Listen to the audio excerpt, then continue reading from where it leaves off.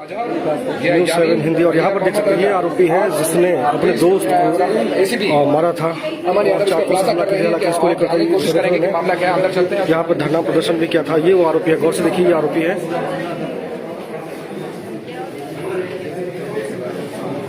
देख सकते ये वो आरोपी है, तस्वीर देखिए नजर आएगा, ये वो आरोपी है।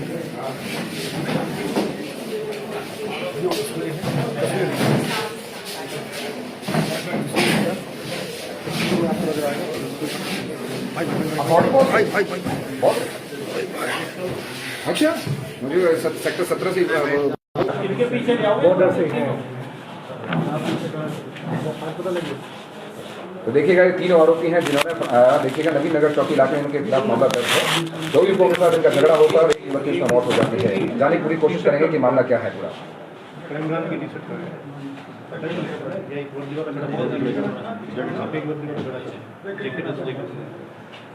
सर क्या था पूरा मामला, एक बार बता दीजिएगा पूरी जानकारी सर, क्यों आरोपियों को गिरफ्तार किया गया?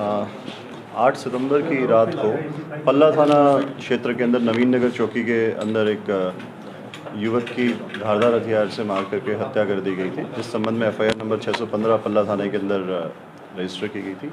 और उसी FIR के अंदर इन्वेस्टिगेशन करते हुए जो क्राइम ब्रांच की जो हमारी CI बॉर्डर की जो टीम है, इंस्पेक्टर संदीप जिसके इंचार्ज हैं, उनकी टीम ने उसी मुकदमे के अंदर जो 3 आरोपी थे जो हत्या के अंदर शामिल थे उनको गिरफ्तार किया है। आरोपियों के नाम, जो आरोपी है वो मोहम्मद रज़ा नाम है इसका, दूसरा अजहर उर्फ गोगा और तीसरा यामीन उर्फ अमीन।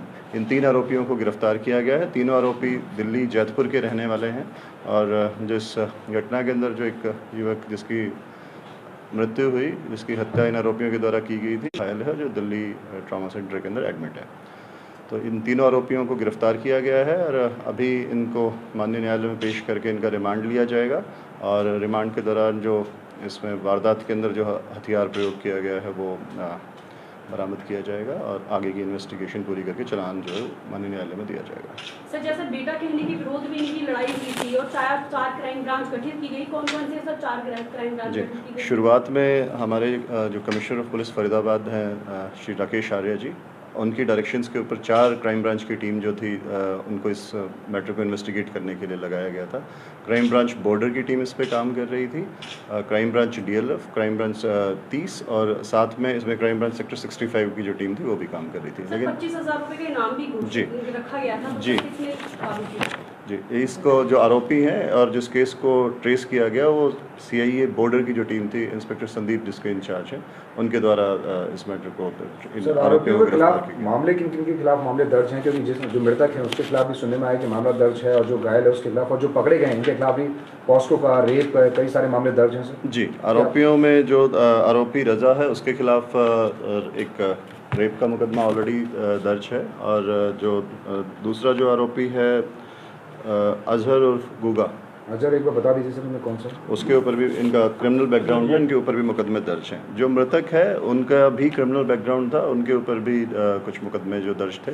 और अभी इनका जो क्राइम रिकॉर्ड है डिटेल वो चेक किया जाएगा। पूछताछ के दौरान जो भी चीज़ें आएंगी वो आप लोगों को बता दी जाएगी। सर कुछ हिंदू संगठनों ने इसको थोड़ा सा जातिवाद का रूप दे दिया था, क्या कहना चाहेंगे सर? क्या मामला जो प्रारंभिक जुड़ा हुआ है या फिर कुछ और रीजन है? प्रारंभिक पूछताछ में जो चीज़ें सामने आई हैं, गिरफ्तारी से पहले भी और अब जो गिरफ्तारी के बाद भी जो इंटरोगेशन में चीज़ें सामने आया, ऐसा कोई भी सबूत किसी भी तरीके का, इस तरीके का एंगल, कोई भी पहले किसी तरीके की दुश्मनी या फिर कोई भी जाति या कम्युनल एंगल, किसी तरीके का कोई वो नहीं था। ये एक दूसरे को जानते ज़रूर थे, लेकिन किसी भी तरीके का इस तरीके का जो था इसके अंदर कोई विवाद या कोई एंगल नहीं था। नौबत क्यों आई सर मारने की, मतलब इस तरीके से कि हत्या वाला पूरा मामला पहुंच गया?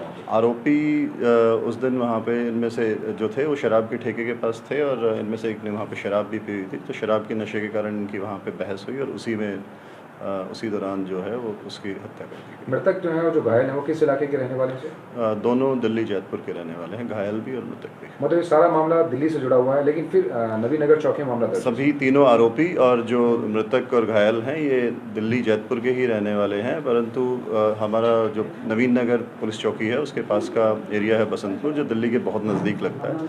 तो जो घटना जो हुई ये रात के समय में दिल्ली से हरियाणा की तरफ आकर के वहाँ पे इनका झगड़ा हुआ था, तो इसलिए मुकदमा यहाँ पे फरीदाबाद में, हरियाणा में। आयु की बात करें सर, आयु कितनी है इनकी? इनमें से किसी की भी उम्र बहुत ज़्यादा नहीं है। जो अजहर उर्फ गुगा है वो 19 साल का है, यामीन 23 साल का है और मोहम्मद रजा जो है वो 25 साल का है।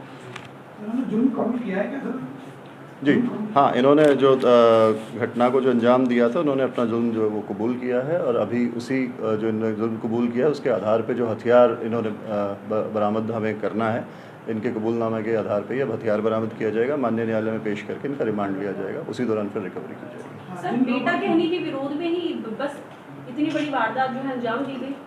जी, जो शुरुआत में इनका विवाद हुआ वो सिर्फ और सिर्फ एक दूसरा को शुरुआत में बेटा कह करके संबोधित करने पर ही जो विवाद बढ़ा, दूसरे पक्ष के द्वारा उस चीज़ का विरोध किया गया और उसके बाद गाली गलौज हुई और फिर ये जो लोग इलाज कहाँ चल रहा है? दिल्ली ट्रॉमा सेंटर के अंदर उसका। जो लोग सर हिंदुवाद या फिर ये कुछ जातिवाद फैला रहे हैं उसके खिलाफ क्या मतलब क्या कार्रवाई होगी या फिर लगता है क्या मैसेज देंगे सर? जिनके द्वारा भी इस तरीके की गलत अफवाहें फैलाई गई हैं उनका हम कोशिश करेंगे उनको ट्रेस आउट करने की, किनके द्वारा इस चीज़ की शुरुआत की गई और उनके खिलाफ जो कानूनी कार्रवाई होगी वो की जाएगी। बाकी मैं यही कहूँगा कि बिना तथ्यों के और बिना देखे किसी भी खबर को ना तो फैलाया जाए और ना ही इस तरीके की जो अफवाहें हैं वो कोई भी आगे शेयर करे, क्योंकि एक छोटी सी अफवाह जो है उनके रिजल्ट्स कई बार जो परिणाम होते हैं वो घातक होते हैं। तो हमें हमेशा इस तरीके की जो खबर है उनको फैलाने से बचना चाहिए। बजरंग दल से भी नाम जोड़ा जा रहा है, तो ऐसा कुछ है?